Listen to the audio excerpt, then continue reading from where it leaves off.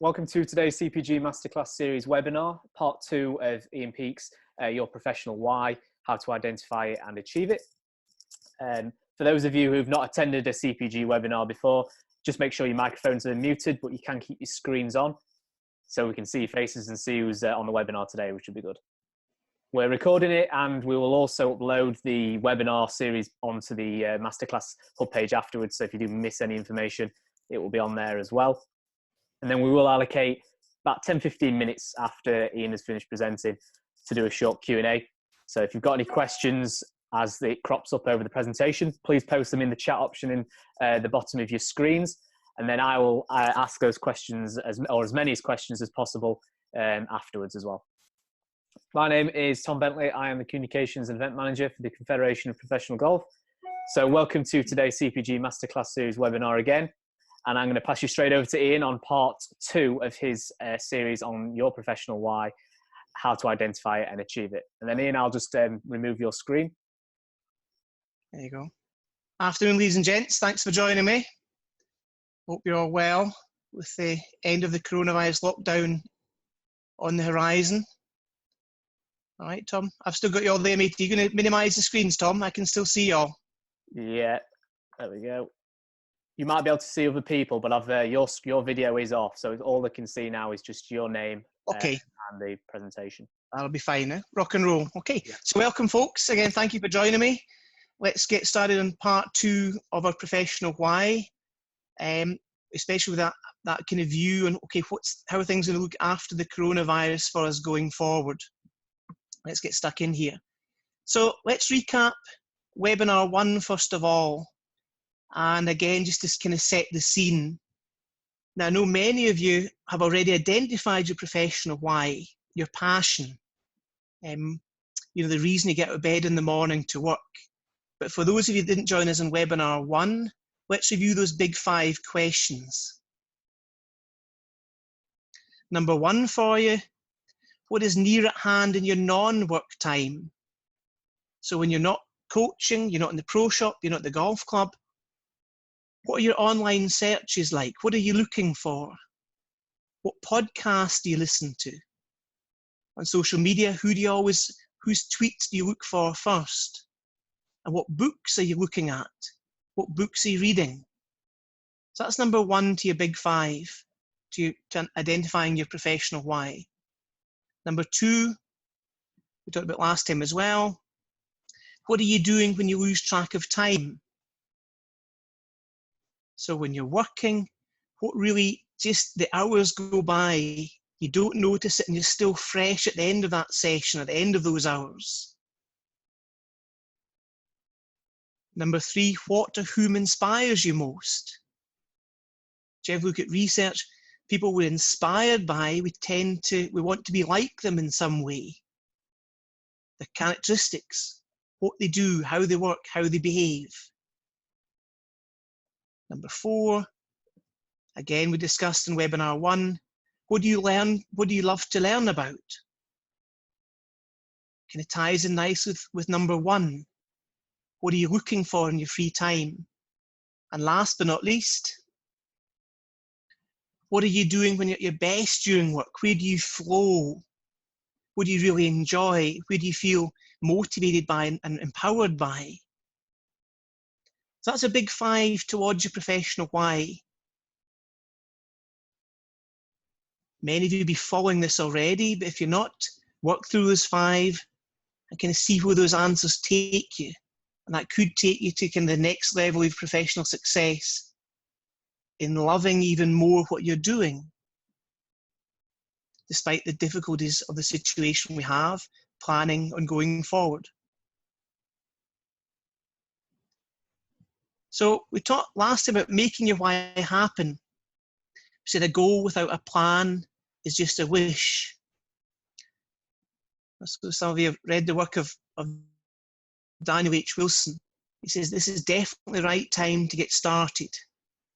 I know things are tough. I know things are uncertain, but there's never a right time to start moving towards your why. So this is definitely the right time to get started. For these great 2 months of education online, webinars, 7 days a week. And now's the time to filter. Now's definitely the time, in my opinion, to start thinking about your why. If you're not practicing your why already, now is the time to start thinking about your why and start planning and moving towards it. So again, a little recap on webinar 1. What actions move us towards our why? In this session today, you'll see it's going to be very practical for you. And we discussed last time the performance wheel, the 3 aspects of our being, what we do every day: our biology, our physical movements, our fitness, our golf swing, injuries, our diet, the psychology, how we see the world, how we plan, how we view ourselves, and also the social world around us. And those 3 pieces come together kind of all the time, even if we don't notice it, to create our why, or to give us the motor to move towards our why. That performance wheel, that daily doing in moving towards our why, will consist of 3 pieces. We don't need all 3 pieces every day, but they'll always be there in some aspect. If I'm injured, I'm ill, I can't go to the golf club to coach. If I have some problems and I have no one to talk to, it's a lack of social contact, that may impact on my psychology, how I think about things. So this performance wheel we'll see today a few times. It's a performance wheel towards moving towards our why, the 3 pieces of the jigsaw that will determine if we get towards our why or not. So let's get into the practical aspects of this today. Let's see you've identified your why. Maybe it's going to be to open a hotel or a restaurant, or to become a full-time golf coach. And at our age, we're all adults, we think, well, we may have a life partner, certainly a family somewhere. And is that why you've chosen? Is that your why? Or is your partner involved in that why? We talked before about the social support here.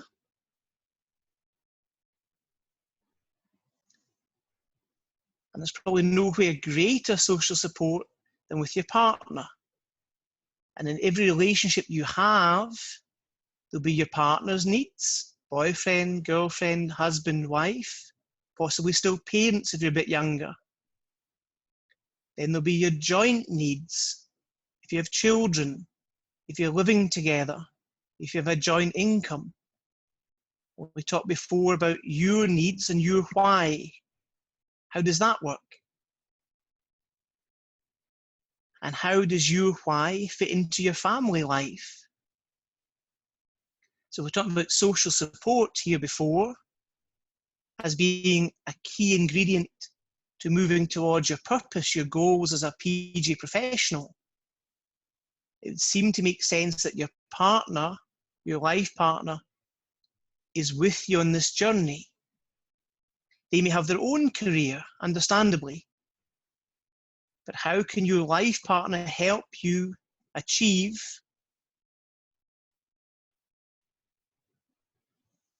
your professional why? And how important can that be?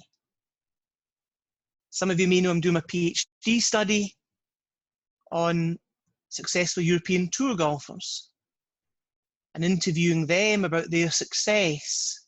These are the kind of things they said.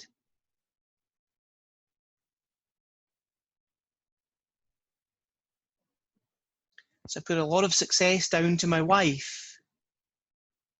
All of a sudden, I was so happy off the course. It was just a different feeling. So player J talked about his wife. He won 6 times on the European tour.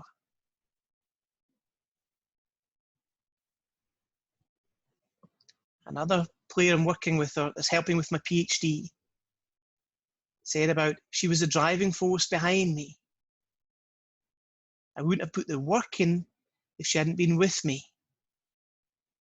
So looking towards your why, your professional why, it would seem to make sense for you to achieve your why that your life partner is with you on the journey. Something you obviously discuss, you'll plan together. Probably make the journey more enjoyable as well. So again, if we go back to this performance wheel, and the reason I keep bringing up this kind of biopsychosocial model, this wheel we have here, it would be nice if the pieces were like this, all kind of round and together. Everything, kind of pieces of the jigsaw working together. But as we know, it's not normally the case, either with coronavirus or no coronavirus. We've all got kind of something in the background. And again, just to confirm the pieces we're talking about, our biology, could be our health, our fitness, our diet, any injuries we're carrying as golfers, our golf swing. If you're a player, if you're a coach, you need to show the individuals what you're doing. Our green, our social world, again, your family, your friends, your colleagues, and their impact on you. What does it mean if your girlfriend says, no, forget your why, just be happy what you're doing? Or your boyfriend says, yeah, no, don't change. How does that impact your feelings? How does it impact your drive? And the psychology, how do I view the world? How's my thinking? And that biopsychosocial model, the performance wheel, gives us the motion to turn the wheels to move towards our goal, our why, our purpose, our real love as a profession. So this is really what we're talking about today. See, no one is broken on the left here. We all have challenges. At the moment, for those who've been doing homeschooling like myself, 3 small children, it's been difficult, hasn't it? You've got the kids at home all the time. You're working with them physically, taking time to help them with their homework. That's the biology. It's giving you less free time. And because of the proximity all together, it's quite stressful. But we are looking for you to reach your why, to bring these 3 pieces of the jigsaw closer together. And there's a system for that. And we're going to talk about that system in 2 minutes' time. So this is normal. Sometimes with social media, there's some bullshit out there. Great day, awesome, smashed it, fantastic. That's nice. We know it's not always the case. Generally, most of us we have fires to fight. There's issues we want to improve to make things easier. So what does this system look like? I talked before on that social side. How's your life partner involved with you? Or your parents? How are they helping you towards your goal, helping you with advice, just listening to you, your thoughts? Let's look further. It's a famous man, one of his players, Jurgen Klopp. And I say this idea, you think, well, this is theory. This isn't real life. This is real life. Just maybe you're seeing it differently than you have in the past. So let's talk about some practical cases. As we know, Jurgen Klopp at Liverpool. And if you want to see how someone ticks, just listen to their stories and how they behave. So if we're coaches, managers, whether you're working towards your why, owning a hotel, building a restaurant, owning a golf club, doing something different, the biopsychosocial model is really what we do to move towards our goal. So what does Klopp say? The only thing I can say is I like people. I like human beings with their faults and with their strengths. Maybe in soccer, there's no better man manager than this man, Jurgen Klopp. What's he saying there? He's talking about people, the social side. I like people with their faults and strengths. That may be physical, but definitely psychological. And any why you're moving towards, you'll be a manager of some sorts. You'll be managing staff, you'll be managing customers, you'll be managing your children. So this biopsychosocial stuff says whatever we're doing, we need to be aware of that, because that will impact on our success. That will impact on us moving towards our why. Another famous soccer manager from the UK. Listen to this man.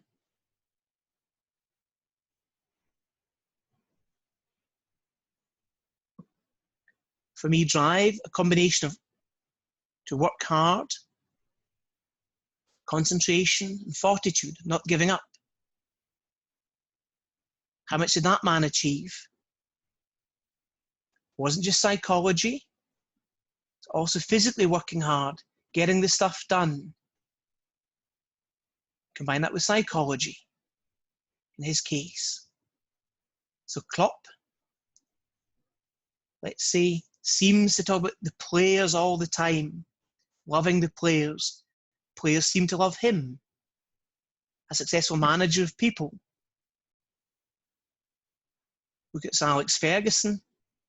Look at his interviews. His style seems to be more hard work, physical and mentally. And he led by example. So whatever why you're moving towards, obviously, that performance wheel, the three parts, will take physical work and effort. Seems so obvious to be true, but we're reminded of this kind of every day. We look at people that have achieved their whys.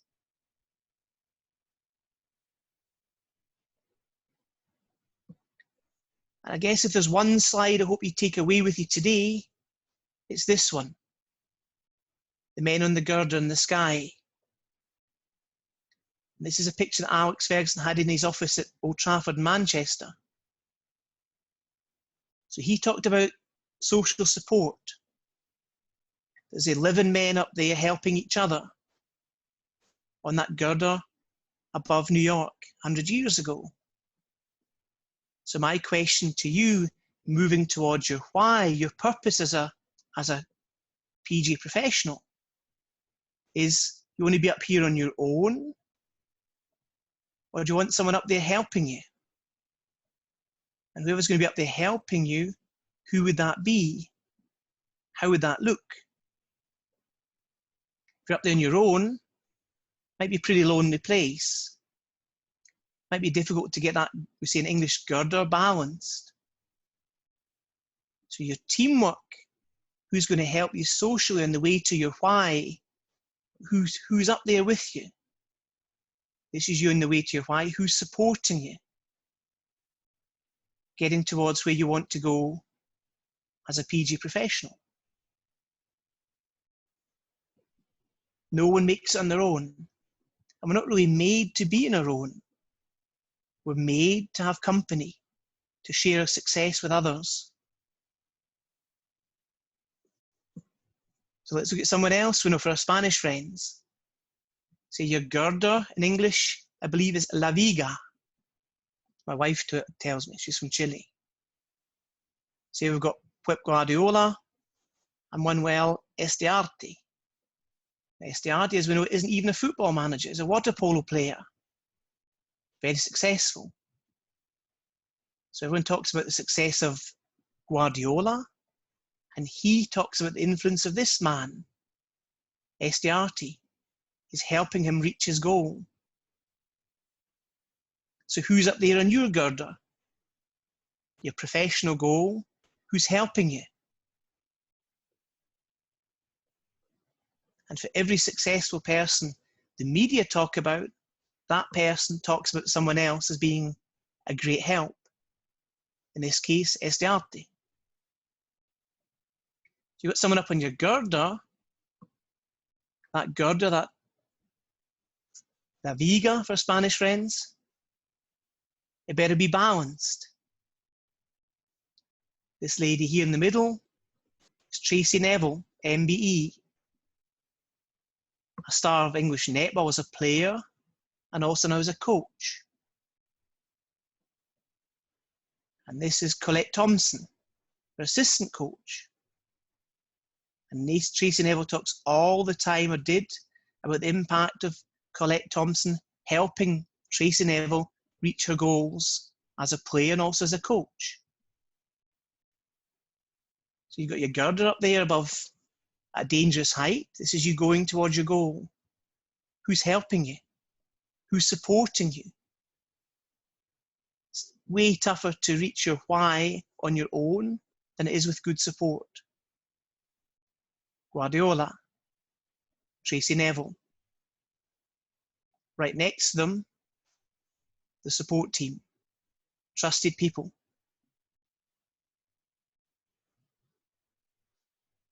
How does it look with successful players? How's this one? Again, someone else from a PhD, a major winner, and a Ryder Cup player that I've interviewed in the last few months for my studies. As you see there, 2 years, European tour, to reach his why, to adapt, to get ahead. A new coach, which is social. That was a not just technical. A new psychologist, and started going to the gym. So without really knowing it, but really knowing it, the player changes social circle, his psychology, and also his biology. All three parts of that performance wheel, that biopsychosocial model we discussed.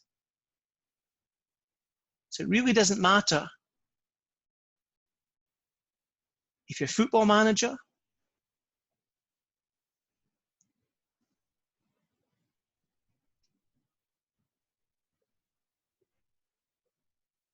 or a golfer, or a coach. These three pieces of the wheel will work together for you to allow yourself to get towards your goal, your why, your purpose. So nice. But now let's make it practical for you gents and ladies. And I appreciate with things being difficult, to reach your why may take a year, may take 2 years with things being tough. But as Daniel Wilson said, now is definitely a good time to start. So let's look at a couple of examples. These are clients of mine, and this is their stories. Started before Corona, and their journeys have been intensified because of the virus. It's made it more clear this is what they need to do. So let's look at case study number 1. This gentleman's why is to become a European tour coach and tour caddy. He was previously coaching at a golf club. He will start coaching again this week. That's not his why.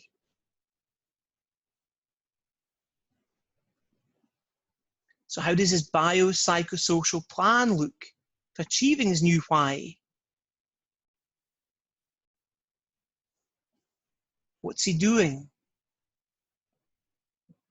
So in his biology, like a tour caddy, he's walking 12 kilometers a day, 5 times a week, while carrying 25 kilos in his backpack. He's getting ready to become a tour caddy. He's becoming fit enough to do that. That's his biological plan. Whether he will start doing his why in September or January or next June, we don't know, but he's planning now to move towards that. He's got his plan, he's moving forward. His psychological plan, he's researching all the information about player and caddy relationships. I'm helping him as well. And caddying on tour. There's the podcast with tour caddies, ex-tour caddies, players talking about the caddies, books, online articles. That's his psychological one. He's planning. He's becoming mentally a tour caddy. He's understanding the needs of that job. What's his social plan? He knows a tour player, and he also knows a European tour caddy. And he's spoken out to them, he's asked them, and they've said they'll help him get started. So his why, he wants to coach and caddy on the tour. He understands we probably have a maximum of 2 clients. He'll caddy 1 week for one player, and the other week with the second player. He'll coach both of them. He's worked out the money, how it could happen. His biological plan, he's walking, he's training like a tour caddy. His psychological plan, he's learning the job. What does it mean to be a tour caddy? What is the relationship to the player? What are the skills that a player demands? It's not about just knowing yardages, that's 5% of the deal. And socially, he's reached out to his contacts. He knows a European tour player and he knows another European tour caddy.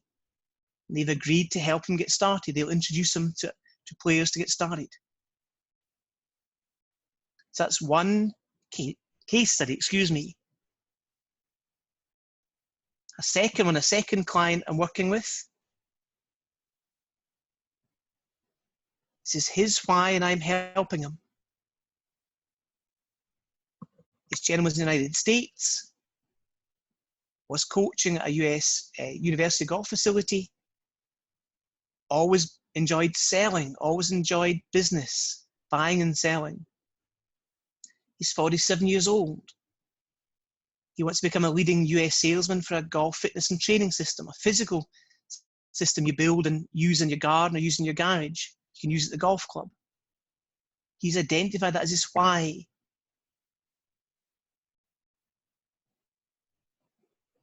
What's his biopsychosocial plan?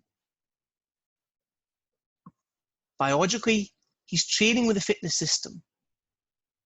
So he's using the system at home, trains his body and the club movements, and he's also building and taking this thing down every day. So he can put it together and take it apart with his eyes closed.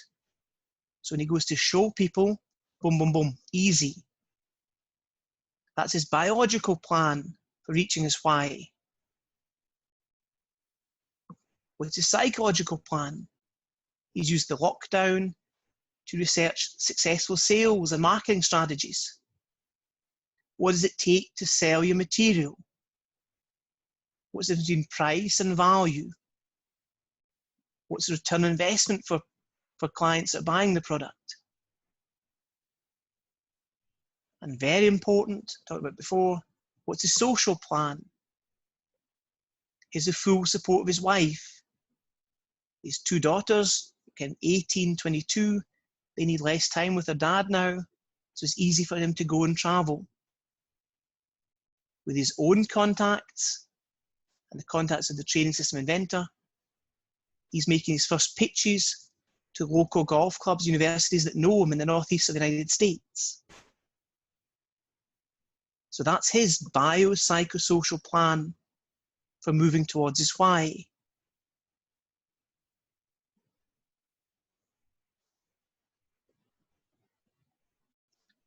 So someone asked me last time, well, how do I start? I've got these ideas, where do I begin? So you take a big piece of paper, take your iPad, take your phone. And first of all, with these 5 questions, identify your why. The big 5 I had before. And the second one you'll have is, what action do I need to take? Physically? Do I need to get fitter? Do I need to improve my golf swing? Do I need to get stronger? Psychological means, how do I need to plan? What am I going to plan for? And socially, who will support me? Because without support, it's pretty lonely. It's not really much fun. There's no one there to enjoy the journey with you. And for each step, you'll take action. You'll do something. If it doesn't work, you'll change slightly. until you move towards achieving your why. It's not easy.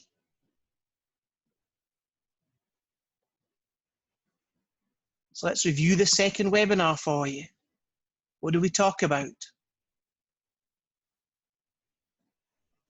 Based on the big 5 we had before, the 5 questions. You know, what is your why? What do you love doing? What's your passion? Do you know it already? Are you doing something else and you haven't really brought your why to your eye? Maybe that'll change today.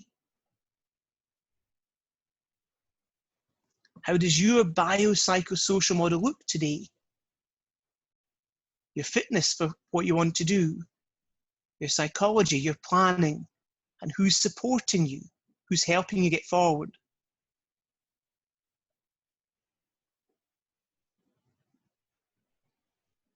How could your plan look like? We'll go back here just briefly. Here's one man's plan.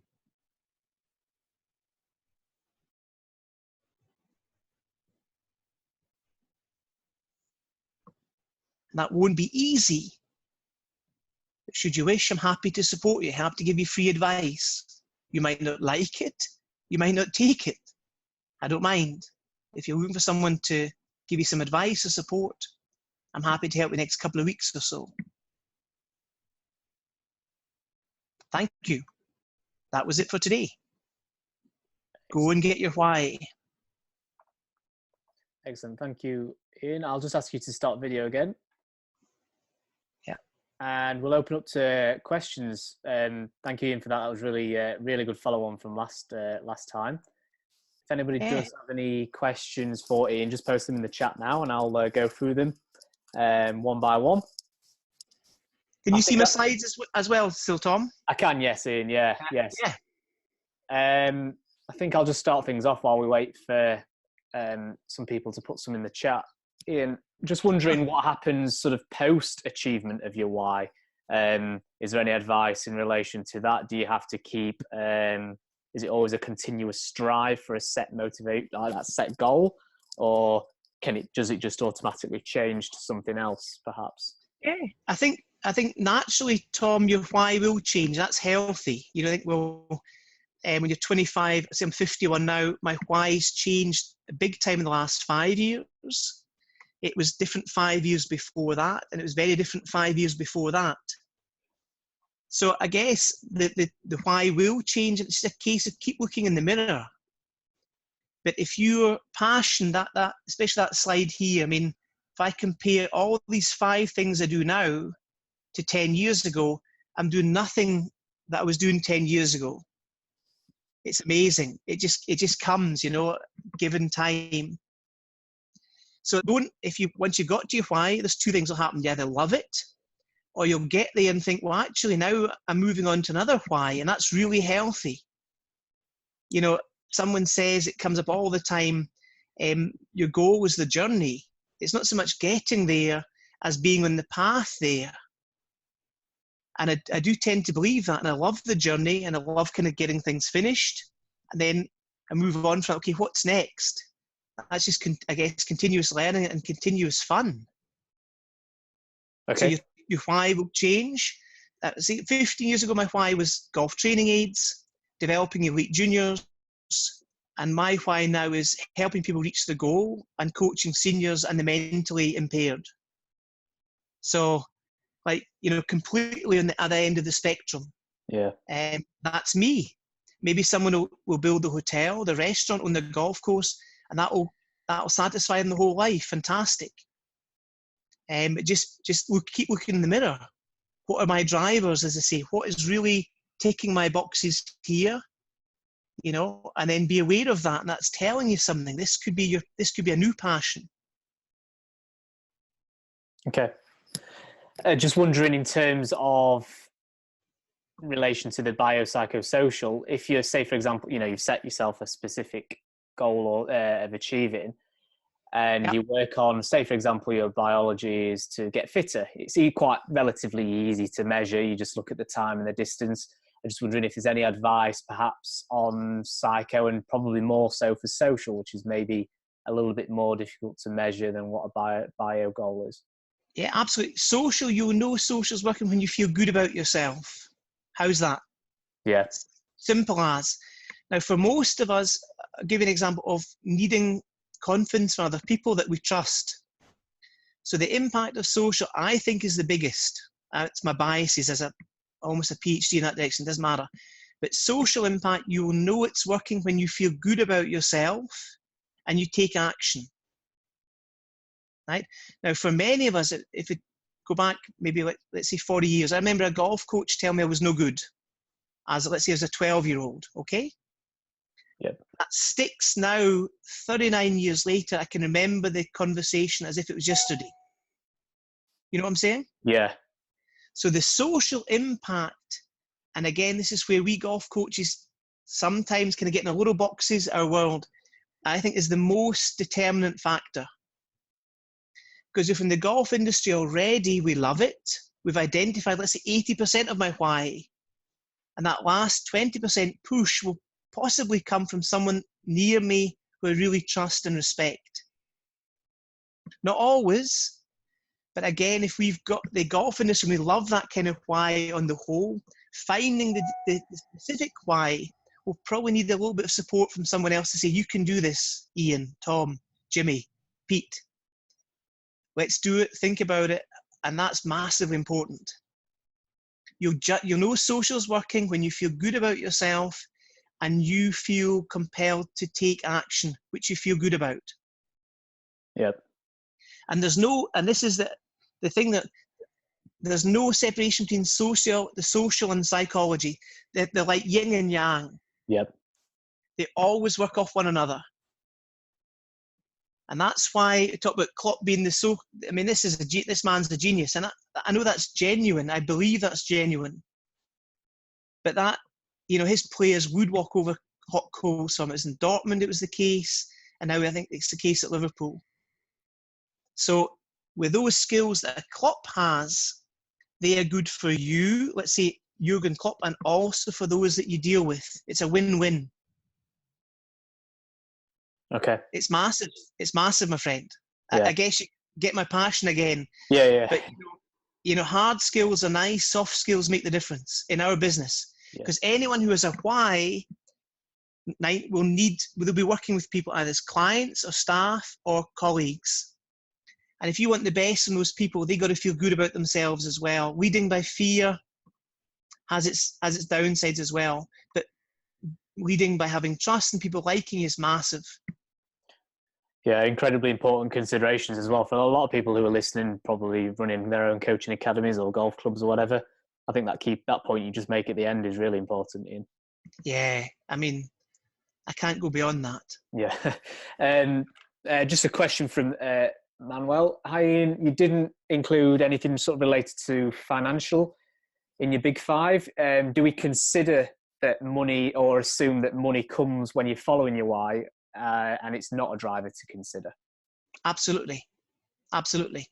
If this is the funny thing, I get it completely, but the why, and I've been there, my current why started in 2013 when I was in real financial difficulty, right? And the social support of my wife drove me to go for my why, which I'm still doing now, my PhD, my study, my performance coaching, my transition coaching. If you know your why, you will find the money to get started. Yep. Bottom line. I don't have money for things that aren't my why, but my kids are my why. I'll always spend money for my kids to have new shoes when they need them. So my kids are probably my biggest why lifestyle, but professionally, and I'm honest enough now, I will find the money for my why if it's my passion. If it's not that important, like a haircut, as you can see here, I don't have money for a haircut. But I have money for my studies. I have money to call clients. I have money to put food on the table. So your why is the passion, and the passion will find the money. And again, as tough as it is, when I again, I hope as inspiration, not arrogance, started my latest why. I was skint. I was 46 years old, I had nothing in the bank. But by following my passion, that kept me going, and that allowed me to grow a business, because the passion kind of comes over. And that's the driver to getting stuff done, and you will find the money given time. Maybe a little bit, but enough to keep going. And ultimately, in that scenario, it could go almost one way or the other, couldn't it, really? It could almost be a vicious circle, or ultimately, like you've just explained, it was your mentality and your drive that got you out of that situation to where you are now. Yeah, but I'm a normal bloke, very normal bloke. And it was just I found what is my passion. And even when times are tough, like now, if you're following your passion will keep you going. Yeah. And again, I'm a normal man. I've got a business which I'm happy with on my terms. And the financial thing is there, but there's never a right time to follow your why. There's never the ideal time. If you wait for the ideal time, it'll never happen. And I think this is a good time, I think, because of the 2 months of reflection. There's been so much great online coaching, online education. The market is tough. It may take 2 years before your why becomes a truth. But to start planning now is perfect. And that planning with your passion will help you get through the tough times. No chance will I keep going if I don't enjoy really that love what I'm going for. No chance. But it's the passion which will keep you going, the why. I know it's tough. No, carry on. Yeah, I know it's tough. And I would say a normal fella with normal fears and sleepless nights, but it's going for your passion. And only that will keep you going towards your end goal. And the money will come when you're following your passion and you're following your 3-point plan. What am I doing physically? Psychologically is also planning. Financial planning would come into that. And then who's supporting me? And the social support, it may be your bank manager. It may be your dad. So say, look, hold on, we need a financial plan here. So that'll come down the road by those around you supporting you. Does that make sense? Yeah, it does. Yeah, it does perfect sense. It's interesting because it's just stuff you don't necessarily think about. I think just from my own personal experience, you just tend to sometimes get into trying to achieve something very much on your own. But if you take advantage of those networks around you and different inputs from different sources, you can really excel and achieve something, can't you? Yeah, one of the best things I've done. I've made all mistakes in the book, but one of the best things I've done was to get a WhatsApp group with 12 colleagues. Trusted, it's a social safe place. Nothing goes beyond that. And that's fantastic. Having everyday communication with people who are in the same boat. And it's 12 guys that are following their why. And that is tremendous. It used to be Twitter. Now I think that's lost its gleam. It's too much BS. It's not enough for me learning. But to have that social support, my wife's a great social support, and then these colleagues I can phone and say, what do you think? And they'll give you honest feedback. That keeps me going. That supports the why. And going back to this slide here, my friend, this one there again, that action, social. We're all on social media, but without being who's learning on social media. Maybe great stuff, but having that, I think that smaller field that you can interact with, one-to-one, that's where the magic is nowadays. The learning magic, the magic that keeps you pushing forward towards your why. And the why is individual. The why might be to leave the golf industry. The why might be to open an art shop. The why might be to sell surfboards. But life's too short not to have a passion for what you're doing, and that passion will change. It's only if you go with the passion will you reach, let's say fulfillment. You'll be really fulfilled with what you're doing. Interesting that most of my clients a number are golf coaches, and I'm not here to paint a false picture, but funnily enough, both of them were leaving coaching. That's just my clients. That's two. There's the others that want to get into coaching for management. Fantastic. But we're looking generally for the 3-point plan. What are you going to do physically? What are you going to do psychologically? And who will support you getting there? And especially, again, amongst us men, we've been pretty poor in the past at reaching out and asking for help from others because it's not kind of a macho thing. Women are way better, in my experience, at asking for support and getting it. Interesting, very interesting. Thanks for that, Ian. Just quickly, just to finish off, going on to the 5 big reasons. Just want to ask that from you personally, from the golfing, sort of from your field, I suppose. Actually, who inspires you the most? I'm inspired, again, won't surprise you, people that inspire me, like Dave Allred, Yeah. Dave Brailsford from British Cycling. Yep. Dave Collins. People like Dr. Wendy Wood about change management. BJ Fogg at Stanford. Again, how do we change? How do we move forward? So the stuff I'm doing, the people that inspire me now are people that are kind of leaders in that field. What does it take to get towards your goal? And I'm kind of living it as a businessman and also living it as a learner. So I'm either with clients helping them, or I'm trying to help myself by learning more about it. Right. And again, online sessions, that's kind of all I'm doing all day. It's wild. I just can't get away from it. This is what really gets me up in the morning. And again, role model, I've got to say my wife as well. You know, asking tough questions, listening. So, and again, the thing with a life partner, if we go back, I've got to say, you know, if we've chosen a life partner because we kind of like them, you know, and kind of respect them, it makes sense that they're with us on the journey, helping us getting where we want to go, because our success then becomes kind of their success as well. And it's not easy. Not easy. I've got 3 young children. It's not easy. We just keep talking.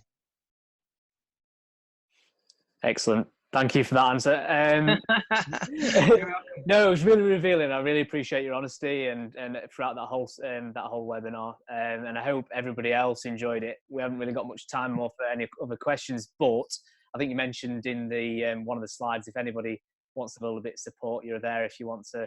Yeah. So see, one more thing, Tom, just to wrap up. And this is a little bit of I would say, as a golf coach of 30 years, I spent 25 years looking at the biology, okay? Swing technique, biomechanics, traces, it's great. But certainly the last 5 years in psycho and social have really been game changers for me. So well-intentioned to pass on to any kind of full-time coach with your further education going forward.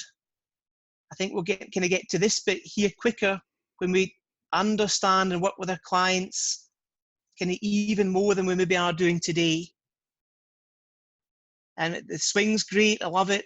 The ball's going to fly in a certain way, but certainly if our why is to improve our coaching, look at the psycho and the social aspects, and then we're getting towards this man again.